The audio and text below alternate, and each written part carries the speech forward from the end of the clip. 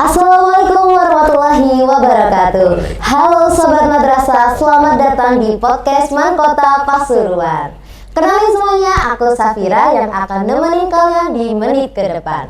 Nah Sobat Madrasah, hari ini kita sudah kedatangan tamu yang benar-benar spesial sekaligus nahkoda utama di pendidikan madrasah kita hari ini, yaitu Kepala Mankota Pasuruan. Dan alhamdulillah beliau sudah ada di sebelah saya hari ini. Assalamualaikum Bapak. Waalaikumsalam warahmatullahi wabarakatuh. Bagaimana Bapak kabarnya hari ini? Alhamdulillah sehat dan tetap semangat. Alhamdulillah, Masya Allah. Terlihat sekali dengan wajah ceria Bapak hari ini. Terima kasih Bapak ya sudah hadir di sini. Oh ya Bapak, sebelum kita ngobrol lebih seru ini, mungkin bisa diperkenalkan secara singkat tentang diri Bapak dan juga perjalanan ataupun pengalaman di Mankota Pasuruan, boleh? Silakan Bapak.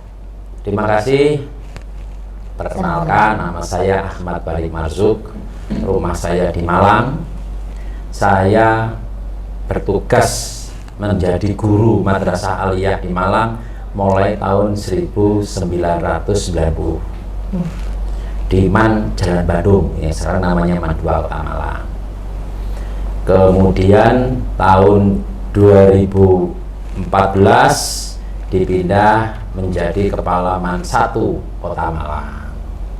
Sampai dengan 2016 berpindah ke MAN Kota Pasuruan. Jadi tepatnya bulan Desember 2016 saya memulai mendapat tugas baru di MAN Kota Pasuruan. Sehingga kurang lebih sampai sekarang ya hampir 10 tahun di MAN Kota Pasuruan. Lama sekali ya Bapak ya, ternyata saya soalnya nggak nyangka selama itu. Berarti pengalamannya lebih jauh ini. Mudah-mudahan. Oh, mudah-mudahan, alhamdulillah. Oh ya, hari ini Bapak kita tuh mau ngobrolin beberapa topik. Nah, topik pertama ini ada di tentang pendidikan. Kan sekarang kan pendidikan berkembang pesat ya Bapak ya. Dan juga tiap sekolah itu memiliki mimpi dan target masing-masing. Nah, saya ini ingin bertanya, kira-kira visi utama di Mankota Pasuruan ini apa Bapak? MAN Kota Pasuruan ini satu-satunya madrasah aliyah negeri yang ada di Kota Pasuruan. Sehingga kita berupaya menjadikan MAN Kota Pasuruan lembaga yang hebat. Salah satu cirinya madrasah hebat itu menghasilkan lulusan anak-anak yang berkualitas, baik dari segi imtak maupun iptek, serta berwawasan lingkungan. Lah, untuk mewujudkan visi itu ya perlu perjuangan berat, perlu perjuangan keras. Kalau diambil, disaring lebih sedikit lagi, istilahnya berupaya menjadikan lembaga yang bisa menghasilkan anak-anak yang lebih berkualitas, lebih baik, sesuai dengan hadis Nabi, mangkana yaumuhu khairan bi amsihi fahuwa robihun. Jadi barang siapa yang hari ini lebih bagus dari hari kemarin, dia kelompok orang-orang yang beruntung. Lah, kita ingin siapapun yang belajar di MAN Kota Pasuruan termasuk orang-orang yang beruntung. Ya, berarti memang dipersiapkan dari awal ya Bapak ya. Oh ya, dan untuk topik selanjutnya ini Bapak, kan saya lihat-lihat itu tiap sekolah ada daya tariknya nih. Nah, saya ini kepo sekali Bapak, daya tarik yang paling utama di MAN Kota Pasuruan ini apa? Untuk menjadikan MAN Kota Pasuruan memiliki daya tarik, itu harus disiapkan. Tidak mungkin tiba-tiba disulap tertarik. Iya, betul. Salah satu yang bisa menjadi daya tarik adalah layanan program layanan yang ada di madrasah.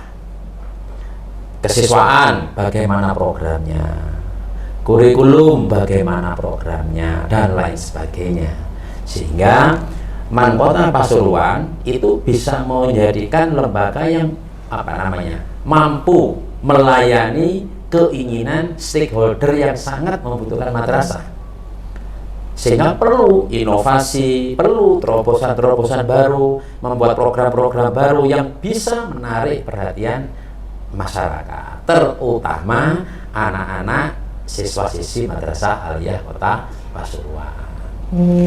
Contohnya itu program apa Pak kalau boleh tahu? Saya ambil contoh yang sekarang ada program kelas percepatan. Bisa 2 tahun lulus. Bisa 2 tahun. 2 tahun bisa lulus. Kalau anaknya mampu menyelesaikan 2 tahun, kenapa nunggu 3 tahun? Iya betul. Kalau anaknya mampu lari kencang, kenapa harus disuruh jalan? Nah, sehingga kalau memang punya potensi, punya kemampuan, belajar di MAN Kota Per tidak perlu 3 tahun, dan itu sudah terbukti ada hasilnya. Nah, ini salah satu. Ada lagi program keterampilan dengan berbagai macam jenisnya. Tujuannya apa? Mengakomodir, mengembangkan bakat-bakat anak-anak yang memang ingin melatih skill keterampilannya. Ini salah satu. Ada mahat. Nah, itu juga bisa menjadikan salah satu bentuk layanan terutama anak-anak yang ingin belajar 24 jam di mahat.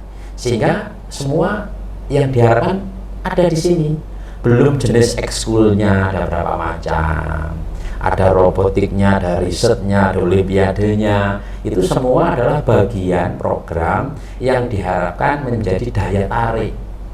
Dan yang terpenting tidak hanya daya tarik, bisa mengembangkan bakat dan potensi semua siswa sesuai dengan bakatnya. Berarti memang udah dari awal gitu programnya? Ya, secara bertahap. Oh, secara bertahap. Artinya untuk memperoleh program-program demikian, memperoleh daya tarik yang bagus ya perlu proses yang bertahap. Tidak bisa sekaligus, tidak bisa, karena juga terpengaruh oleh kemampuan sarana, kemampuan kondisi, kemampuan Bapak Ibu guru, sehingga banyak hal. Tapi dengan setahap demi setahap, pelan-pelan, insya Allah MAN Kota Pasuruan akan menjadi salah satu madrasah yang menarik. Ya, amin, amin. Oh ya, tadi kan saya itu ya Bapak ya dengerin Bapak menjelaskan tentang programnya itu sangat berprestasi. Nah, mungkin ya Bapak ya, kan tadi Bapak juga bilang tuh prestasinya banyak sekali ya di program itu. Alhamdulillah lulusan SKS sudah banyak. Itu ada nggak Pak, selain prestasi itu yang bikin Bapak berkesan selama berbimbing di sini? Yang paling berkesan untuk saya, yang pertama, MAN Kota Pasuruan tahun 2023 mendapat penghargaan dari Menteri Keuangan menjadi salah satu lembaga memperoleh predikat terbaik. Predikat apa Bapak? Predikat laporan pertanggungjawaban keuangan negara. Nah, itu kalau nanti dilihat bisa ke ruangan saya. Satu-satunya piagam penghargaan yang saya simpan di ruangan kepala hanya itu, karena itu merupakan kerjasama tim. Jadi saya pikir itu luar biasa. Yang lain saya pikir banyak, termasuk beberapa tahun yang lalu ada kakak kelas kalian yang memperoleh medali emas lomba olimpiade KSM di Manado. Pernah. Kemudian ada lomba-lomba yang lain, MTQ, kemudian olahraganya juga banyak, misalkan lomba-lomba karate, maraton, apapun yang menjadi keinginan pengembangan anak, kita berupaya untuk melayani dan membantu supaya dia berkembang. Makanya kalau ada anak MAN yang memiliki potensi, harus kita dukung, harus kita kembangkan. Jadi belajarnya tidak hanya belajar di kelas saja, tapi ya belajar untuk mengembangkan potensi anak itu. Sesi tambahan lebih ya, dalam supaya lagi, lebih berkualitas tadi. Ya. Dan itu juga tadi kan Bapak menyebutkan bahwa prestasinya itu pasti tentunya banyak ya Bapak ya. Dan tiap prestasi itu ada proses di tantangan yang paling besar ini Bapak. Karena saya itu sebagai generasi muda ya Bapak ya, saya punya tantangan besar nih Bapak. Nah, tantangan itu tuh ada di pendidikan teknologinya Bapak. Mungkin bagaimana Bapak mengatasi pendidikan teknologi itu di masa sekarang ini agar para siswa-siswi MAN Kota Pasuruan ini membentuk karakter yang lebih baik lagi, itu seperti gimana Pak? Tantangannya sebenarnya banyak. teknologi itu salah satu. Iya. Salah satu saja. Tantangan yang pertama itu kadang-kadang bapak ibu guru atau madrasah bahkan orang tua tidak mengetahui bakat putra putrinya apa. Termasuk bahkan anak-anak pun tidak tahu bakat saya apa, cita-cita saya apa. Lah itu juga tantangan. Makanya perlunya suatu layanan atau program yang bisa mengenalkan jati dirinya. Oh ternyata bakat saya di sini. Oh ternyata passion saya di sini. Lah jadi itu juga penting. Makanya namanya identifikasi mulai awal kelas 10. Kecuali memang beberapa anak-anak yang mulai SMP, mulai SD sudah bisa menunjukkan bakatnya. Karena itu kan nggak banyak. Yang banyak kan nggak tahu bakatnya apa. Makanya ada identifikasi. Kalau istilahnya ya penyebaran angket, kamu pinginnya apa, sukanya apa. Lah setelah itu baru ada proses selanjutnya yaitu melatih, mendidik, mengarahkan. Memang kalau berbicara masalah IT itu adalah bagian konsekuensi pengembangan ilmu. Jadi tidak bisa dielak. Semakin tahun teknologi semakin maju. Ya. Nah sekarang bagaimana caranya memanfaatkan teknologi untuk bisa berkembang lebih baik. Memanfaatkan teknologi supaya lebih berkualitas. Itulah perlunya pendampingan, pembimbingan Bapak Ibu guru. Karena namanya anak-anak kadang nggak bisa kontrol. Ini waktunya istirahat masih asik main dengan teknologi. Ini waktunya mau sholat masih asik dengan teknologinya. Itulah yang namanya perlunya pendamping, kontrol. Karena kalau sudah menemukan passionnya, saya yakin kadang-kadang lupa segala-galanya. Makanya di sini perlu pendampingan. Yang kedua apa? Yang kedua adalah pembekalan mental spiritual. Ini juga nggak kalah penting. Karena kalau seperti sudah masuk dunia digital, yang bisa membentengi dirinya sendiri. Katakanlah sudah menemukan tempat yang asik, dunia yang asik, berselancar dunia maya, siapa yang tahu? Nggak ada yang tahu. Kelihatannya di rumah, tapi buka. Sudah berselancar kemana-mana. Waktu makan lupa makan, waktu sholat lupa sholat, waktu tidur lupa. Maka benteng terakhirnya adalah diri sendiri. Lah itulah yang namanya penguatan spiritual intak tadi.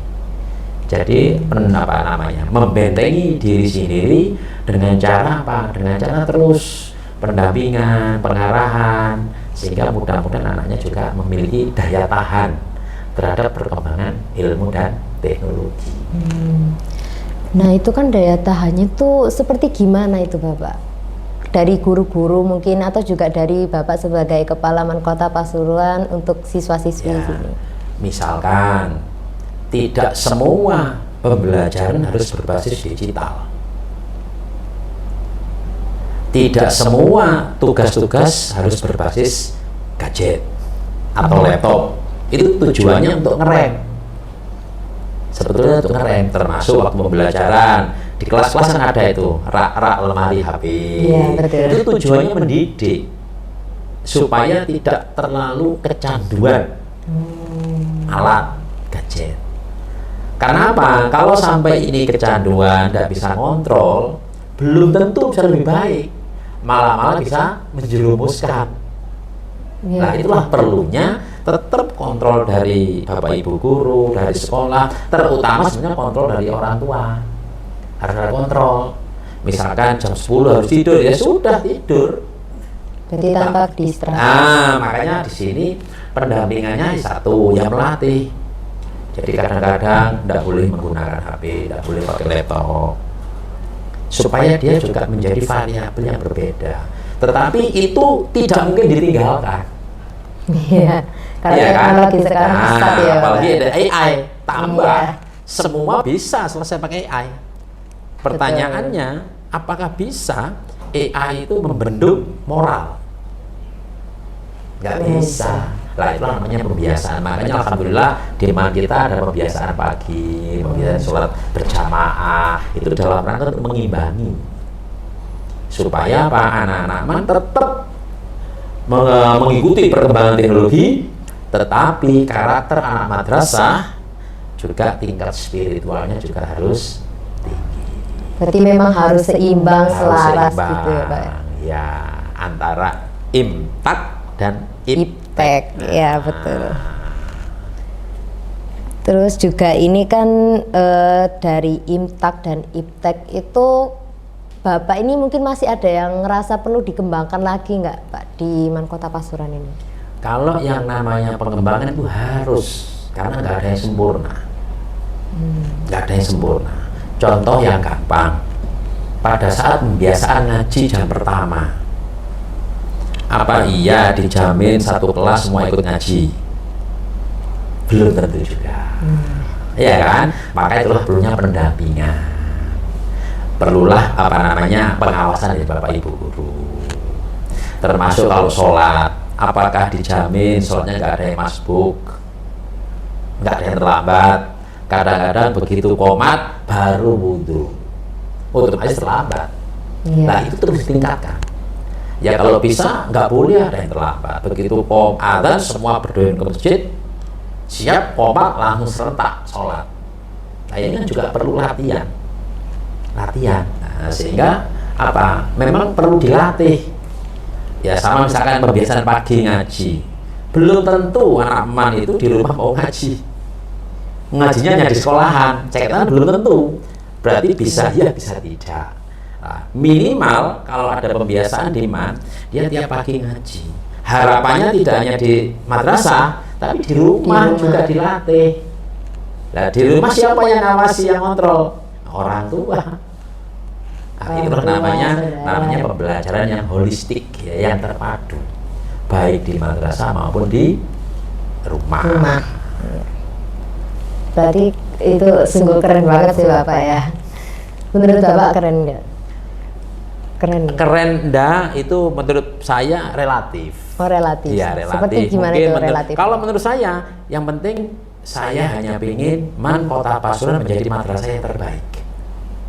Minimal berusaha untuk lebih baik, lebih berkualitas, lebih baik, walaupun belum bisa mewujudnya yang paling baik. Minimal kita ingin lebih baik terus, meningkat terus, mulai pembiasaannya meningkat. Kalau sudah punya hafalannya meningkat.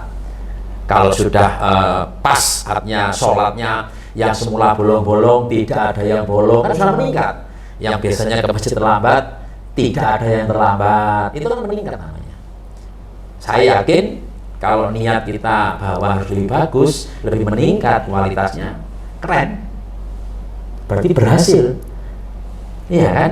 Yang semula belajar tidak semangat, sekarang jadi semangat, berarti kan berhasil. Iya.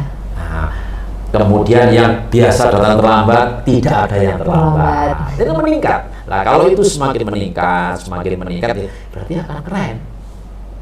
Madrasah kita akan semakin keren, karena semakin hebat, karena berhasil membuat suatu proses pembelajaran terus bagus, tambah bagus lagi. Juga ini sebenarnya sudah terakhir ya Bapak ya. Topiknya sudah selesai. Tapi sebelum mengakhiri itu ada nggak sih Bapak pesannya dari Bapak untuk seluruh siswa-siswi Man Kota Pasuruan? Ya, untuk anak-anakku semua, manfaatkan masa belajar di Man Kota Pasuruan. Belajarlah untuk lebih baik, belajarlah untuk lebih meningkat kualitasnya, apapun itu, baik aktivitas ataupun ilmunya, sehingga harapannya Man Kota Pasuruan mampu menghasilkan anak-anak lulusan yang berkualitas. Kalaupun toh nanti jadi pemimpin, mudah-mudahan saya doakan jadi pemimpin, menjadi pemimpin yang berkualitas. Nah, untuk masyarakat, orang tua, pilihlah pendidikan yang terbaik untuk anak dimanapun. Dan Man Kota Pasuruan adalah salah satu bagian ingin memberikan yang terbaik dalam bidang pendidikan yang setingkat SLTA atau sekolah menengah atas. mungkin juga ada selain pesan gitu motivasi buat siswa-siswi buat ngejar cita-citanya pasti Ya. kan tentunya besar ya Pak ya? Ada nggak? Di anak-anakku, cita-cita harapan itu penting. Karena itu menjadi arah sasaran. Kalau belum punya cita-cita, segera konsultasikan, komunikasikan dengan Bapak Ibu guru, terutama guru BK. Karena tugasnya itu adalah guru BK menggali potensi anak dan mengarahkan. Termasuk nanti mengarahkan mau kuliah kemana. Itu tugas Bapak Ibu guru. Sehingga bagi yang belum punya cita-cita atau harapan, sekarang waktunya untuk mencari yang sesuai dengan kemampuan dan passionnya. Nah, dengan adanya cita-cita dan harapan itu menjadi motivasi untuk belajar. Saya pengen jadi ini, bagaimana bisa mewujudkan, belajar lebih giat. Tapi apabila tidak ada motif, nggak ada cita-cita, agak lemah. Saya yang penting sekolah, kan nggak ada arahnya. Cara Bapak ngatasinya Ya, itu seperti sama apa? dengan orang mau perjalanan, nggak tahu mau kemana, yang penting ke terminal, bingung kan? Iya. Mau kemana? Yang penting ke terminal, loh, tapi kan nggak tahu nanti mau bis Tujuannya. kemana, apa ke Surabaya, apa ke Malang, apa kan nggak jelas. Lah itulah manfaatnya pendidikan. Jadi harus punya. Saya pengen jadi dokter, berarti punya arah. Oh berarti nanti saya ngambil peminatan pelajaran ini. Saya belajar seriusnya di sini, jelas. Itulah manfaatnya ada harapan, ada kemauan. Mau apa? Saya mau jadi apa? Sehingga nanti akan terarah.